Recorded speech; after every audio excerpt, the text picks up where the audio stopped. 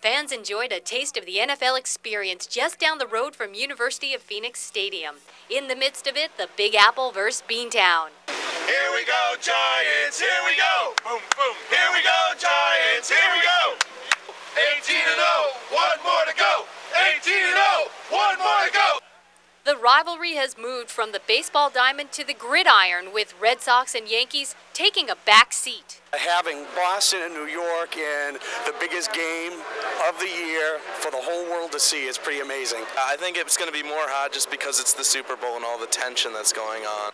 Despite their team being a double-digit underdog, Giant fans don't believe it's a tall order to stop the Patriots' historic quest for a 19-0 season. I'm predicting a big Giant win. I think the defense is going to step up to it and put a lot of pressure on Tom Brady. Eli's going to have a perfect game with no interceptions, and I just think we're going to beat them. New York Giants are going to beat the Patriots by 500 points. Even the Cheeseheads from Lambeau Field are behind the team that knocked them out of the postseason. The Giants were rooting for them this weekend. We really don't want to see New England 19-0. No matter what team they're rooting for, fans all this week are coming together to generate power for the pregame show by pedaling on these bikes. I just hope I can get enough energy going to give the Giants the boost they need to beat the Patriots. In Glendale at the Super Bowl, Amy McGorry. In a confetti-filled stadium, the Giants hold the Vince Lombardi Trophy, proving to the world they are the champs. How good does this feel? I can't begin to describe how good this feels. For our team to come all the way from being 0-2 and losing in Game 3 and just things looking so hopeless, and these players never stop believing in themselves, and they believed going into this postseason that they could beat anybody, and a lot of people didn't feel that way, but they did. To hold the best offense in history to 14 points, you know, we couldn't write a better book. Last coach said you guys would hold them to 17. You guys held them to less. How does that feel? It feels good, man. I mean, why not? You know, we're a good defense also. You know, they're a great offense, but we're a good defense also. So it don't really matter, man. We just want to come out here and have a great performance. How good does this feel? Great. It's the best feeling in the world. Eli Manning has been criticized his entire career, but in the biggest moment, on the biggest stage, in the biggest game, he delivered the New York Giants a Super Bowl championship. I can't tell you how proud I am of him. You know, he took so much criticism all year. People were talking about his body language, and he never shows any emotion. He showed you what a cool customer he was on that last drive. Over to the MAC, Hofstra played host to Towson, the Pride trying to avoid a season-high third straight loss. First half action, Charles Jenkins loses the ball but gets it back for the easy 2, part of a 10-2 run. Just before the break, the Pride were down 4. Second half, Hofstra pulls ahead. Nathaniel Lester, the left-hander, 55-53 Hofstra. Lester finished with a career-high 21 points. Towson does stay close, but with 30 seconds to go, Greg Washington scores the go-ahead basket. The Pride's losing streak ends at 2. They take this one 71-68. Politics and pole vaulting? I bet you never thought you'd hear the two in one sentence. Bob Wolf brings politics and pole vaulting together in this week's Point of View. And that's it for Now in Sports. Welcome to Press Pass TV. I'm Amy McGorry. Whether it's serving his country or serving his community, Ed Wilson is ready for the call of duty. At the age of 87, he's had the chance to shape the lives of young basketball players who've gone on to play in the NCAA Final Four. Today, he continues to touch the lives of youngsters right here in the suburbs of Baltimore, Maryland. I just like what I'm doing, and that's where the energy comes from. And so, you know, like guys play golf, or some guys go watch pro football games.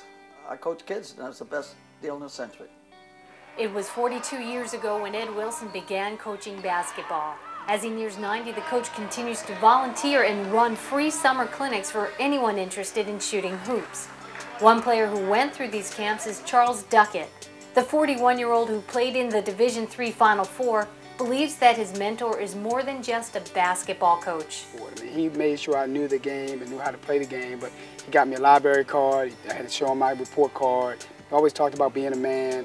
And he doesn't just let players go after the game. He still stays in touch. He came to my college games, and so he's affected me as a man, as a friend, as a father. And even today, I call him for advice, and he's always there for all his players. One of his most famous players is Steve Wojciechowski, who starred for Duke and who's currently the assistant coach for the Blue Devils.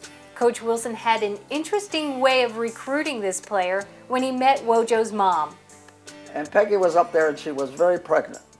And, you know, it just struck me. And I says, Peggy, if that's a boy, can I have him for a point guard? And I pointed, you know. And she said, sure, Ed. Through his years on the court, the coach has received numerous awards, including induction into the Maryland AAU Hall of Fame in 2000.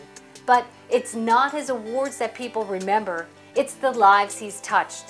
Someone will come up to me and I'll get a hand on the shoulder and say, hey, Coach Wilson is just unbelievable what he's done in my life.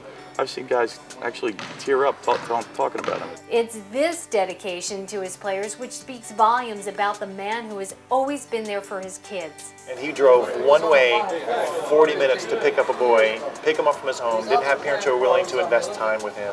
Drove 40 minutes there, 40 minutes back to the practice. So it was an hour, 3 hours of driving a day to bring one kid to practices multiple times a week and to multiple games. And that child learned more than how to shoot a free throw on those rides with Coach Wilson that summer. And I said, you got a dictionary? And he said, yep, my mother's got one. I said, well, look, what I want you to do is tell me you're going to read all summer. I don't care what you read, anything you want. Take a marker and mark every word you look up that you don't know, and I'll give you 20 cents. Show me the dictionary when you get done at the end of the summer. So I had it all set up, and he was agreeable. Wilson picked up this lesson while attending the Naval Academy, where he helped a fellow midshipman who was having academic issues. The young Wilson used the dictionary method to help his friend who went on to graduate.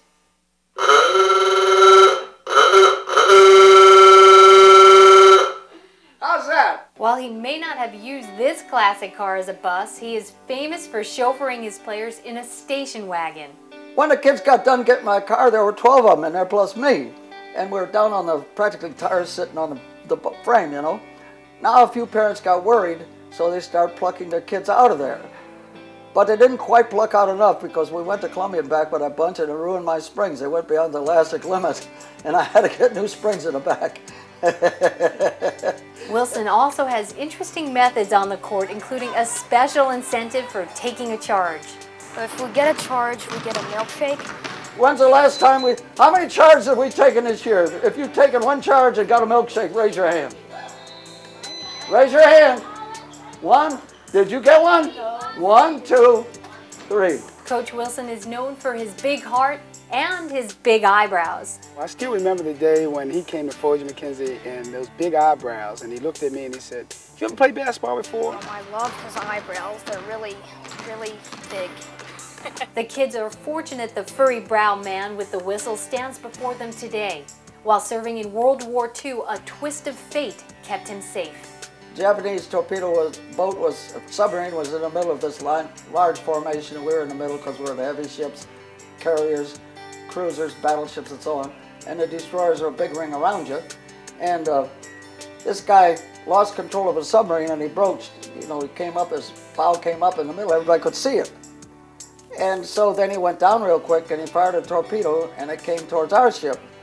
And it went right under my feet, which was by the second Turrets magazine, and I had seen an intelligence report, a picture of a ship, I believe it was in Chicago, got hit the same place and blew the bow right off the ship. So funny, it didn't hit us. The guy got so excited he set it too low. And it went under our keel and didn't hit anything. Coach Wilson is the recipient of the 2009 Steve Belichick Award. You may recognize the last name. He's the late father of Bill Belichick, the New England Patriots head coach. The award honors Wilson for his work both on and off the court. Oh, I broke the stone! Since that day, my curling skills have improved tremendously. I've even found use for my curling skills right here at work. Who needs that water? Thanks, Amy. In the cafeteria at News 55, Amy McGorry.